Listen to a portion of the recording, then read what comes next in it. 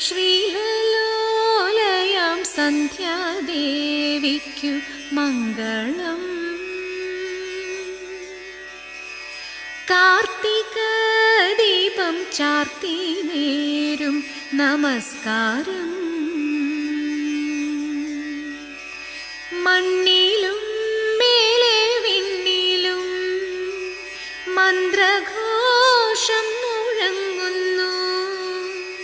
സാരസാക്ഷിയാം പക്ഷിയോ വേദസാധകം ചെയ്യുന്നു. ശ്രീലലോലയാം സന്ധ്യാദേവിക്കു മംഗളം. കാർത്തിക ദീപം ചാർത്തി നേരും നമസ്കാരം.